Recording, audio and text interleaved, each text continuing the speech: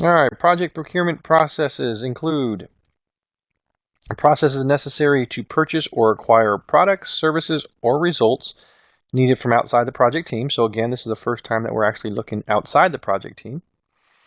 The contract management and change control processes required to develop and administer contracts or purchase orders issued by authorized project team members. Controlling any contract issued by an outside organization, the buyer, that is acquiring deliverables from the project, from the performing organization, the seller, and administering contractual obligations placed on the project team by the contract. Here's the various processes. 12.1, Plan Procurement Management, the process of documenting project procurement decisions, specifying the approach, and identifying potential sellers. Conduct procurements is the process of obtaining seller responses, selecting a seller, and awarding a contract, so maybe the bid process.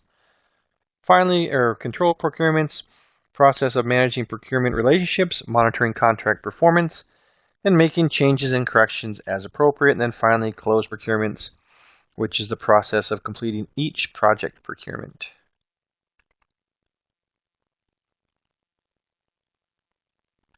The project management team may seek support in early phases from specialists in contracting, purchasing, law, and technical disciplines as per the organization's policy.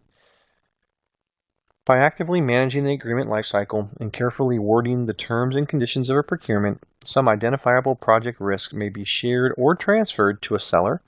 Entering into an agreement for products or services is one method of allocating the responsibility for managing or sharing potential risks. Depending on the buyer's position in the project acquisition cycle, the buyer may be called the client, customer, prime contractor, service requester, or purchaser.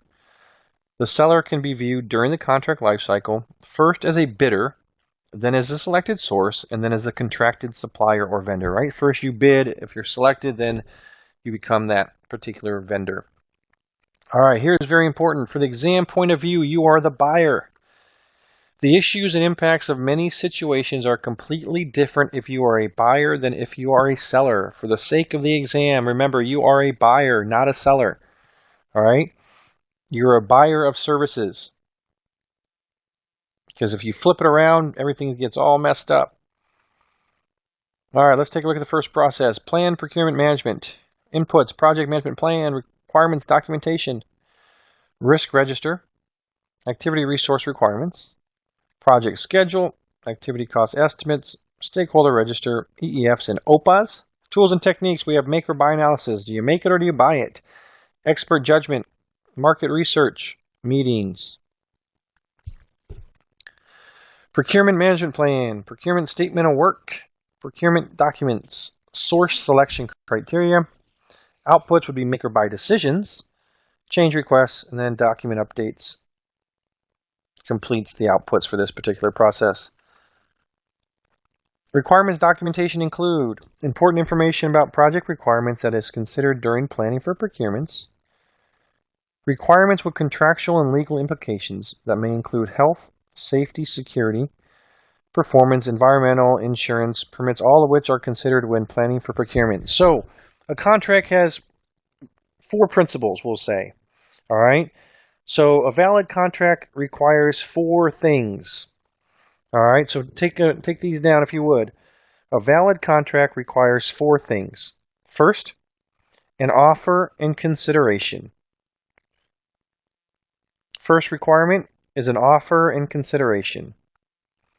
Second is acceptance. Then competence of parties. And then legal transaction.